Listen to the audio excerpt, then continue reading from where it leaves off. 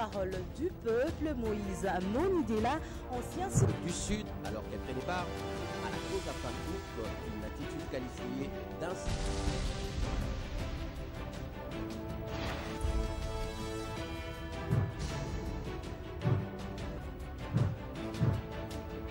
Le choix de cette catégorie de personnes se justifie par les taux élevés. Le gouverneur de la ville de Kinshasa a présenté les prévisions budgétaires de son gouvernement. Dans cette balade des journaux par la prospérité qui mentionne à son ventre. Le chef de l'État s'est félicité d'avoir nommé 30% des femmes parmi les commissaires spéciaux.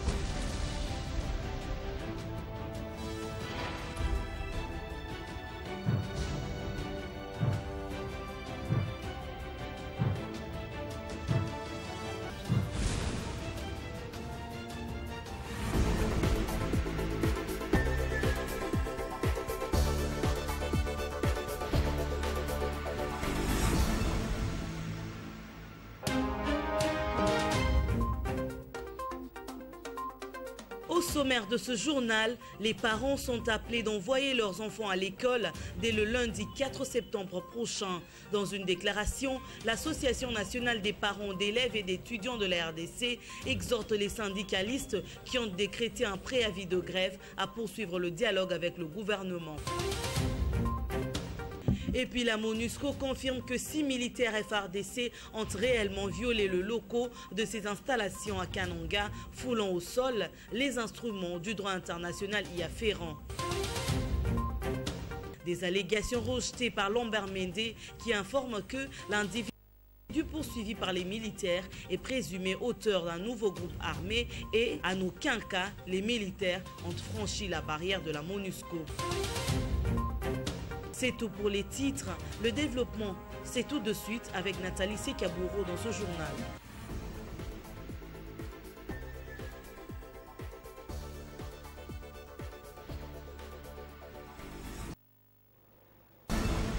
Madame, Messieurs, bonsoir. Le syndicat des enseignants du Congo, SIECO, soutient mordicus le déclenchement de la grève des enseignants en date du 4 septembre prochain, date prévue pour la reprise de cours d'après le calendrier arrêté par le ministère de l'enseignement primaire, secondaire et professionnel. Le SIECO reste strict jusqu'à ce que le gouvernement rencontrera leurs revendications. C'était au cours d'une sortie médiatique ce mercredi. Suivez. Le chemin de l'école jusqu'à nouvel ordre.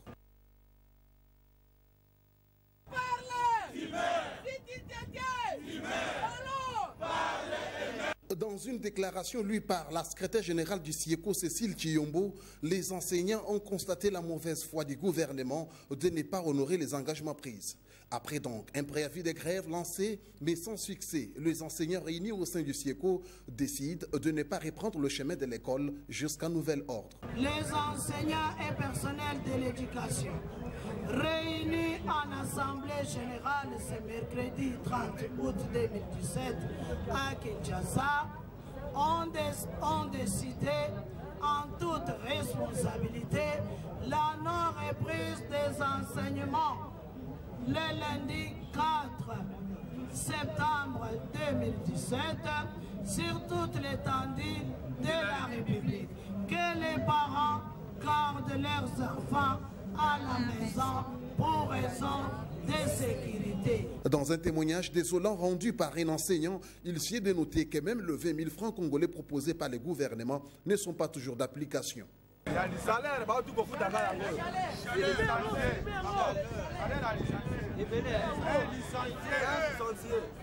en pédagogie appliquée. Papa, il faut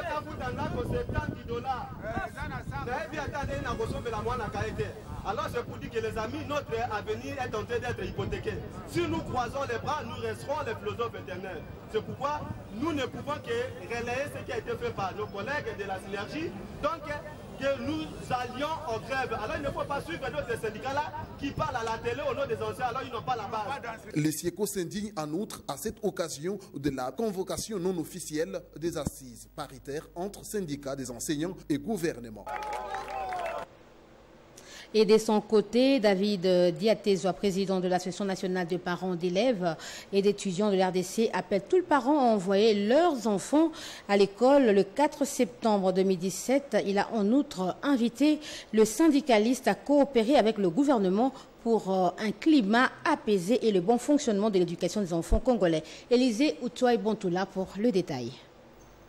À quelques jours de la rentrée scolaire prévue le 4 septembre prochain, les présidents de l'Association nationale de parents d'élèves et d'étudiants de la RDC appellent tous les parents d'envoyer leurs enfants à l'école. Il y a eu cette menace de grève, mais nous pensons que nous faisons confiance aux enseignants et aux gestionnaires qui sont des hommes sérieux et réfléchis, qui savent que nous, parents, nous avons déjà payé des acomptes dans les écoles et que nous savons que la place des enfants est à l'école et non ailleurs, tout comme la place des enseignants est à l'école et non ailleurs. Donc nous leur faisons confiance pour que ce 4 septembre, que nos enfants aillent à l'école et qu'ils soient accueillis et encadrés et par les gestionnaires et par les enseignants.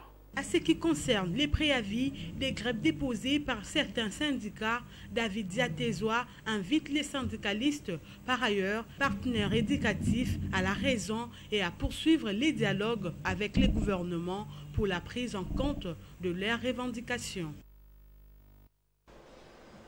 Après 3 ans comme conseiller technique du ministère de l'EPSP, Thomas Poirier est arrivé à la fin de son mandat en République démocratique du Congo. Une réception riche en couleurs devant le membre du cabinet du ministère de l'EPSP et certains collaborateurs et partenaires techniques et financiers de l'EPSP a été organisée en son honneur. Élisée Outouaï Bontoula pour le précision.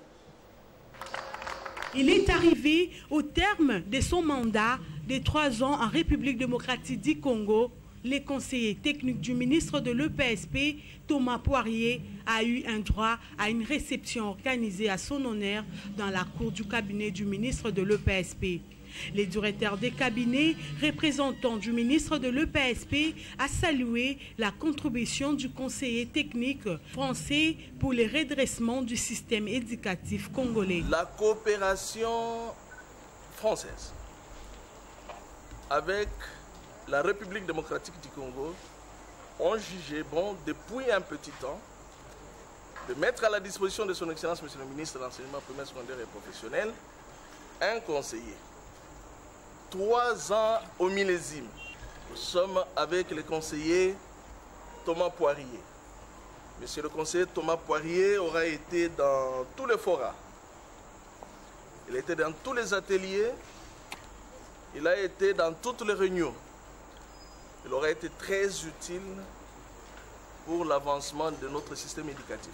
Thomas Poirier, à la fois ému et marqué par cette réception, a remercié les ministres de l'EPSP et tous les membres de son cabinet, ainsi que l'ensemble du personnel de l'EPSP pour la confiance et la collaboration dont il a bénéficié pendant son mandat. Malgré toutes ces tentatives, pour que je reste, et je pars. Voilà, on m'a donné un nom dont je suis très fier, Kassayin Chibambu. Voilà. On a essayé à plusieurs reprises et aujourd'hui, votre présence témoigne évidemment de la reconnaissance que vous m'accordez et également de l'amitié que vous me faites. Je ne pars pas avec le sentiment du devoir accompli, mais celui d'avoir contribué à mon niveau, humblement, modestement, à faire en sorte que le système éducatif congolais se porte mieux. Après la RDC, Thomas Poirier va occuper son nouveau poste en Haïti comme attaché à l'ambassade de France en charge de l'éducation, l'humanitaire et la santé. Malgré son agenda surchargé, le patron de l'EPSP est arrivé avant la fin de la cérémonie pour dire au revoir à son désormais ex-conseiller technique. Une réception, c'est toujours autour d'un verre au rythme d'une bonne musique et Thomas Poirier, surnommé Chibangu, n'a pas hésité d'exhiber quelques pas de danse.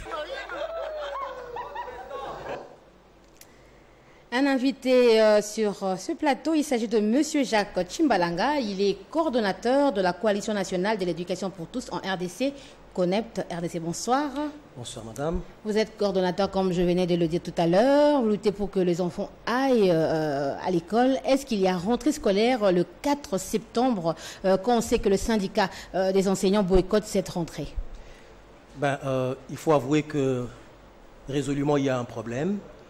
C'est que légalement la rentrée scolaire est fixée au 4 et dans les faits, on assiste aujourd'hui à des déclarations, surtout des syndicats des enseignants, qui montrent clairement qu'il y a effectivement problème. Je note depuis la semaine passée que 80% des syndicats qui ont pignon sur rue, j'ai noté le Cinecat, j'ai noté le CIECO, j'ai noté également la Fédération des enseignants du Congo, FENECO, qui avait tenu son assemblée avant, il y a plus d'une semaine et demie. Il y a beaucoup d'autres, la Synergie, qui a également tenu son assemblée générale. Tous ces syndicats, même l'intersyndical déjà avant, avait annoncé une grève. Donc aujourd'hui, il y a 90% des syndicats des enseignants qui se disent ne pas être concernés par la rentrée scolaire le 4 septembre 2017. C'est-à-dire, en tant que coalition, nous constatons qu'il y a un problème et que de ce fait, le gouvernement doit absolument revoir les calculs, consulter, trouver où est-ce qu'il y a problème, parce que ces problèmes sont clairs, les enseignants ont posé clairement leurs problèmes. Il est maintenant question que le gouvernement accède à cela, mais également consulte en toute inclusivité. Et quelles sont ces revendications? Eh bien entendu, la revendication phare pour tous les syndicats des enseignants, c'est que les enseignants et comme tout le personnel, les fonctionnaires et autres, ont perdu près de 70% de leur pouvoir d'achat. Vous comprenez que les salaires actuels avaient été fixés lorsque le taux du dollar américain était encore à 92 000 francs congolais le dollar. Aujourd'hui, nous en sommes à plus de 1500. Il faut le réajuster. Et c'est donc la revendication phare. La deuxième revendication phare, vous savez que les enseignants posent le problème de leurs soins de santé à travers la mutuelle de santé qui ne reçoit plus depuis un temps la provision nécessaire de la part de l'État pour se faire soigner, au point que les enseignants sont presque renvoyés dans certaines formations hospitalières, mais aussi qu'on a réduit le nombre de prestations que l'on donnait, et donc ça pose résolument problème. Si donc l'enseignant déjà qui a un problème en termes de salaire ne sait plus accéder à cela comme il faut, mais ajouter à cela des problèmes de santé, vous voyez que ça pose résolument problème. Ce sont là les deux revendications clés que nous avons recensées à travers nos consultations de toutes les formations, de toutes les organisations syndicales. Et justement, vous êtes vous-même aussi enseignant. Êtes-vous de cœur avec les syndicalistes ou avec les élèves dont vous défendez les intérêts? Vous savez, la Coalition nationale pour l'éducation pour tous défend l'éducation. L'éducation doit être à la portée de tous.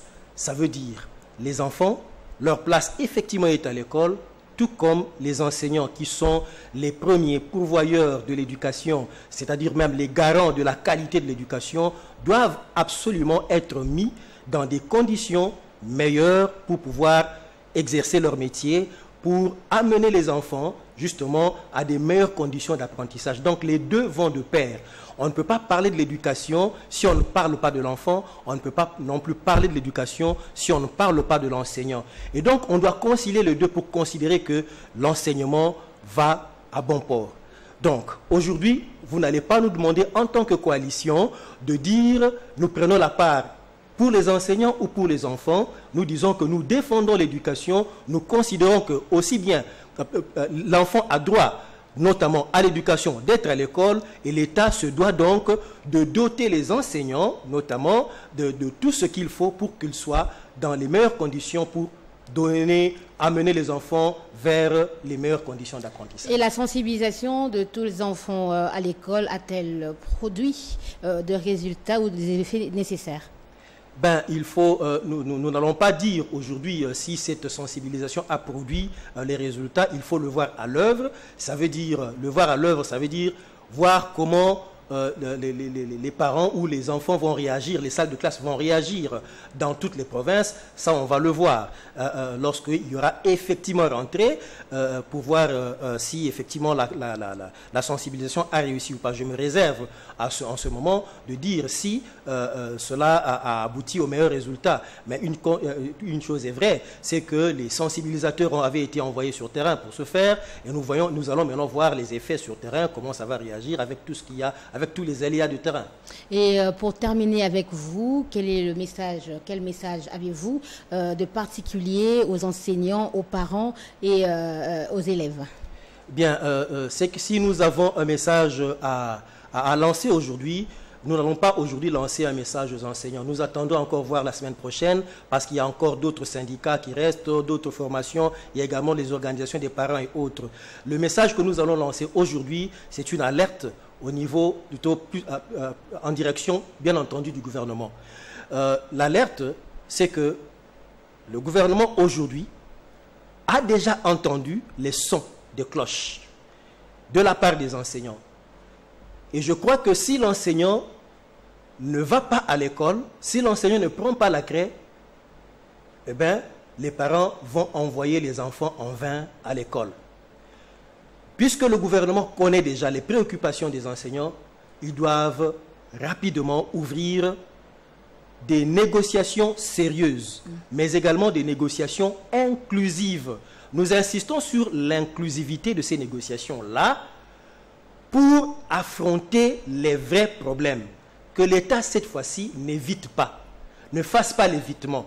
En quoi consisterait l'évitement? L'évitement pour l'État consisterait à convoquer, par exemple, une commission paritaire avec des syndicats, certains syndicats, et laisser les autres à côté.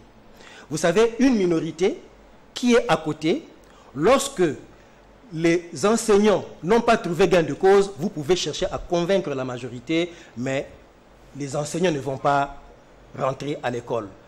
Il est question aujourd'hui de consulter toutes les tendances, ne pas laisser un seul syndicat dehors pour dialoguer.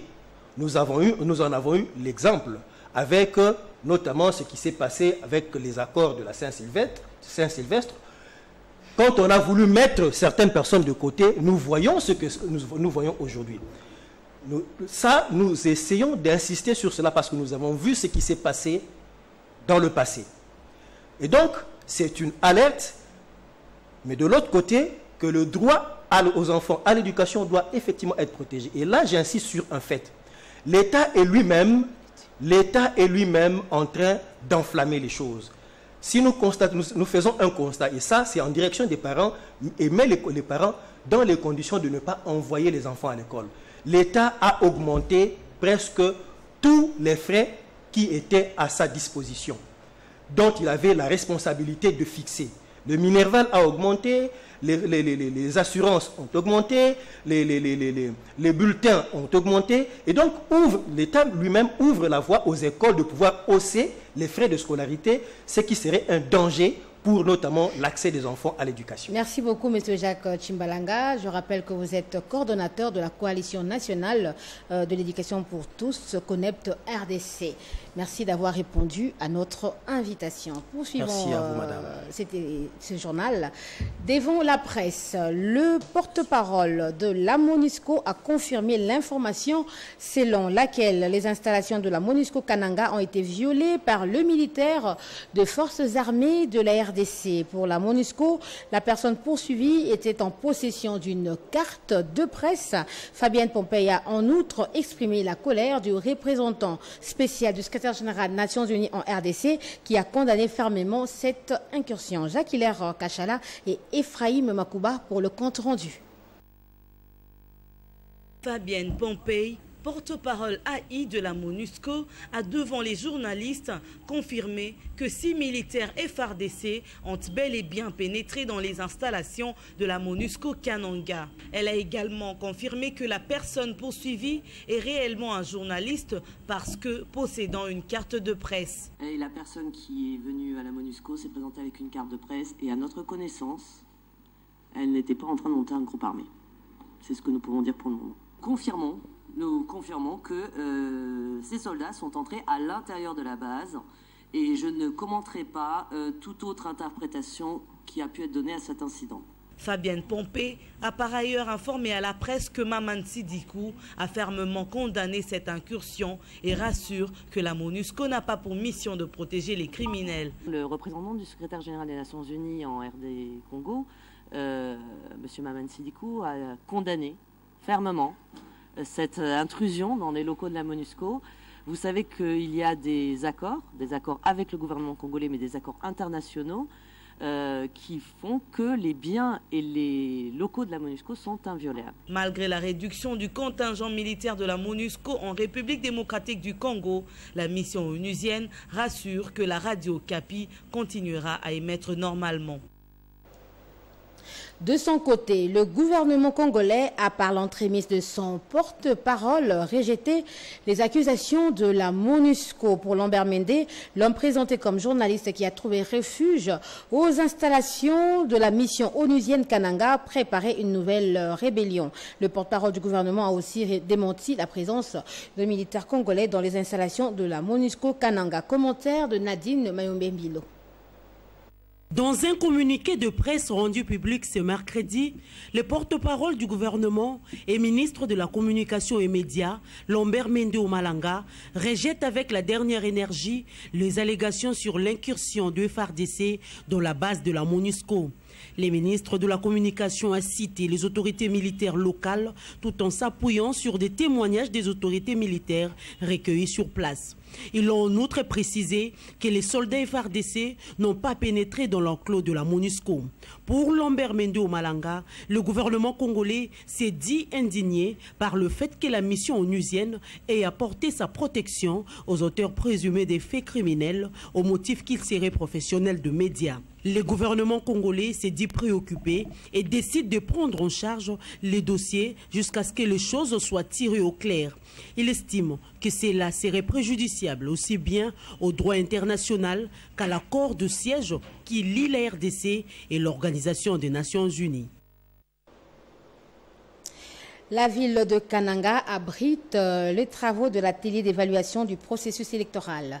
La cérémonie a été présidée par le vice-premier ministre Ramazani Chadari au nom du premier ministre en présence de différentes personnalités. Après le mot de bienvenue du vice-gouverneur du Kasaï central, le président de la CENI a fait un état des lieux du processus électoral et les lois restantes sont de défis à relever avec diligence. Pour sa part, le vice-président du CENSA, Adolphe Loumanou, a affirmé que son institution a pour mission, au terme de l'accord, de suivre tout le processus électoral et de participer à toutes les réflexions relatives. Quant au vice-premier ministre de l'Intérieur, il a indiqué que le gouvernement a accompli sa part jusqu'à ce jour pour le financement du processus et va continuer. S'agissant du cadre légal restant pour parachever le processus électoral, le gouvernement a pris l'engagement de transmettre au Parlement les projets de loi exigés par la CENI. Ramazani Chadari a officiellement annoncé la pacification totale de l'espace Grand Kasaï sur ce. Il a exhorté la CENI à lancer les opérations d'enrôlement des électeurs dans les provinces du Kasaï et Kasaï central, ainsi que dans les deux territoires de Luilou et Kamiji, à partir du 4 septembre, comme annoncé auparavant par le président de la centrale électorale. La CENI, par son président Corneille Nangaa, a publié le résultat provisoire du deuxième tour de l'élection de gouverneur dans certaines provinces dont la vacance a été constatée. Corneille Nangaa a lancé un appel à ceux qui contestent ces résultats de saisir la justice compétente. Karine Boubongoki Basengue pour le détail. Province du Sud Kivu. Le président de la Commission électorale nationale indépendante, Corneille Nangaa, a publié les résultats provisoires du deuxième tour de l'élection de gouverneurs et vice-gouverneurs dans les provinces du Sud Kivu, Chopo et Chuapa. Province du Sud Kivu. Nombre de députés provinciaux, 36. Nombre total de votants, 34. Taux de participation, 94,44%. Suffrage valablement exprimé, 32. Nombre de bulletins déclarés nuls, 2. Sont proclamés gouverneurs et vice-gouverneurs. Liste majorité présidentielle. Gouverneur, Nyamugabo Bazibouhe Claude. Vice-gouverneur, Kasuba Kikobia Hilaire. Province de la Chopo. Nombre de députés provinciaux, 20. Nombre total de votants, 19. Taux de participation, 95%.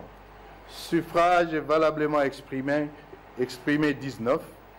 Élu gouverneur, liste indépendant, Lomata Congoli Constant. Vice-gouverneur, Bosenge Akoko Gaspard. Province de la Chuapa. Nombre de députés provinciaux, 18. Nombre total de votants, 18. Taux de participation, 100%. Suffrage valablement exprimé, 18. Nombre de bulletins déclarés nuls, 0. Élu gouverneur, liste majorité présidentielle. Gouverneur Bongon Koi Pancras. Vice-gouverneur Boyo Iloka Richard, lui. La centrale électorale appelle tous ceux qui contestent les résultats de saisir la justice. Les recours en contestation des résultats provisoires sont à déposer au cours d'appel faisant office des cours administratifs d'appel du 30 août au 6 septembre 2017. Le traitement des contentieux par les cours d'appel se fera du 7 septembre au 13 septembre 2010. Au total, 8 provinces étaient concernées par cette élection, dont les Kwilu, les Sud Kivu, les Chuapa, les Okatanga, les Chopo, les Sud-Ubangi, les Olomami. Devoir civique obligé. Jean-Pierre Lisanga Bonganga, président de la Convention chrétienne pour la démocratie et ministre d'État en charge de relations avec le Parlement, s'est enrôlé à son tour le week-end dernier dans la commune de Lemba, accompagné de son épouse et quelques militants et sympathisants du parti. Jean-Pierre Lisanga Bonganga a invité la population de Moamba à un enrôlement massif et réaffirme la volonté du Premier ministre Bruno Tshibala, celle d'emmener le peuple congolais aux élections. Nadine Meomembilo. Avec bâton à la main, Jean-Pierre Lisanga Bonganga a accompli son devoir civique. Le ministre d'État en charge de relations avec le Parlement et président de la Convention chrétienne pour la démocratie était à la tête d'une forte délégation de militants et militantes, habillés en short blanc à son effigie. Lisanga Bonganga avait battu le pavé depuis les sièges du parti au niveau de la sous-région, en passant par Lemba Super et Terminus jusqu'à Liti Lemba, vers le terrain GD où le ministre et sa femme, ainsi que les membres du parti, ont rempli les différentes étapes jusqu'à l'obtention de la carte d'électeur. Par cette occasion, le président de la CCD a exhorté la population de cette commune à se faire enrôler massivement pour les prochaines élections. Il vous souviendra que nous avions signé l'accord de la Saint-Sylvestre.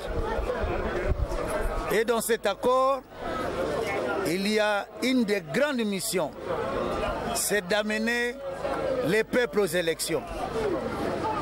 Et pour aller aux élections, il faut commencer par ça. Vous devez avoir votre carte d'électeur. Voilà pourquoi nous réaffirmons encore la volonté de notre gouvernement. Le gouvernement conduit par le Premier ministre Bruno Tshibala d'amener le peuple aux élections. Nous venons de remplir notre devoir civique et ces élections sont importantes pour que le peuple puisse choisir librement ses dirigeants à tous les niveaux, à la population de Moamba. Moi, Mbapa, c'est ça, c'est notre circonscription. Je demande d'abord aux retardataires de tout faire pour venir se faire enrôler.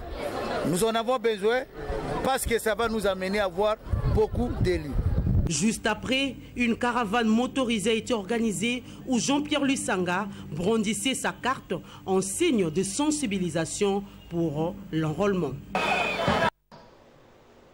L'Institut pour la démocratie, la gouvernance, la paix et le développement en Afrique a clôturé ce mardi la conférence sur le rôle que devra jouer le professionnel et scientifiques nationaux pour sortir la RDC de la crise. Ce forum, axé sous le thème « Nation congolaise en péril, responsabilité sociale des universités », a réuni toute la crème intellectuelle de la RDC. Reportage de Grâce Casal.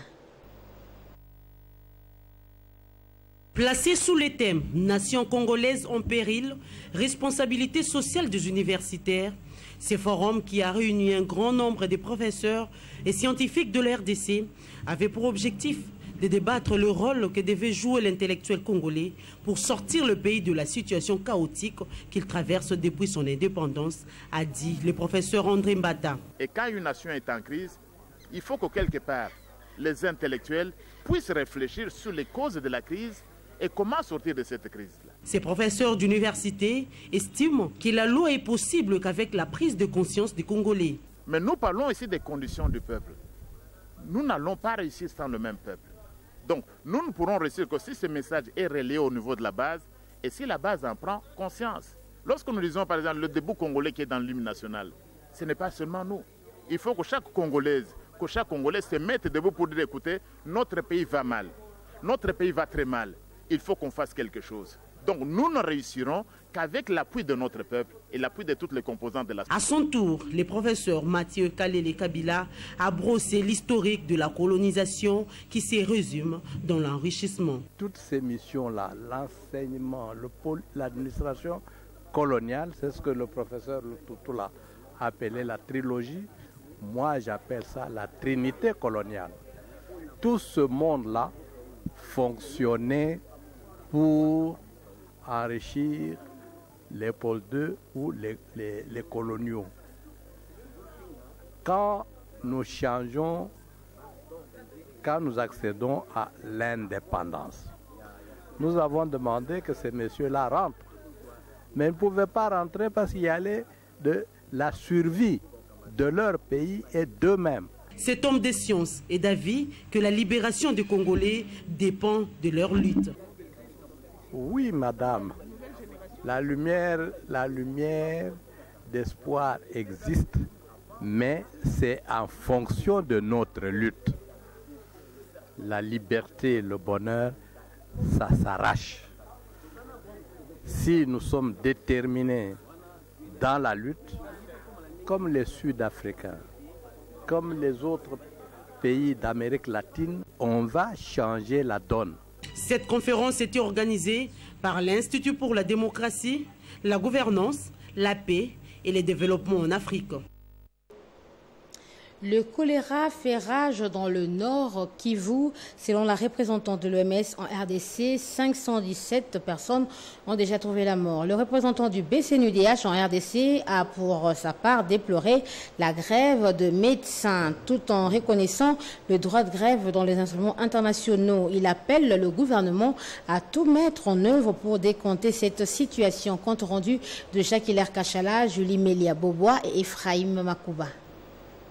517 personnes sont mortes de choléra dans le Nord Kivu, a informé la représentante de l'OMS en République démocratique du Congo. La semaine entre le 14 et le 20 août dernier, on en était à 517 décès, donc pour les 33 premières semaines de 2017. Alors l'épidémie en fait est localisée autour des lacs à l'est du pays et le long du fleuve Congo à l'ouest. Alors, quelle est la réponse qui est apportée par le gouvernement de la République démocratique du Congo et ses partenaires, dont l'OMS, l'Organisation mondiale de la santé et l'UNICEF. Évidemment, on essaye d'avoir une coordination de la réponse, de surveiller. Il faut savoir qu'il y a une prise en charge gratuite. Concernant le mouvement de grève dans les institutions hospitalières en RDC, le représentant du Bureau conjoint des Nations Unies aux droits de l'homme a déploré l'état dans lequel se trouvent les malades, mais reconnaît néanmoins que le droit de revendication est reconnu dans le Code international du travail. Et il y a aussi dans les droits internationaux du travail les droits à la grève, mais les droits à la grève doivent être équilibrés avec les violations ou l'impact qu'il y aura dans les autres droits qui sont plus importants. C'est toujours une question de trouver un équilibre et ne pas déranger ces personnes qui sont en péril d'avoir leur santé affectée. Nous ne sommes pas en position de faire une qualification de ça. Je pense que ce n'est pas à notre bureau de le faire. Merci. Sur ce, il en appelle au gouvernement congolais, seul mettre à bord, capable de décanter la situation afin de sauver des vies humaines. Ainsi prend fin cette édition du journal de Nadine Mayomembilo, réalisée par Diamant Bilizé sous la supervision de Jacques-Hilaire Kachala. Madame, Messieurs, restez sur notre antenne, le programme continue.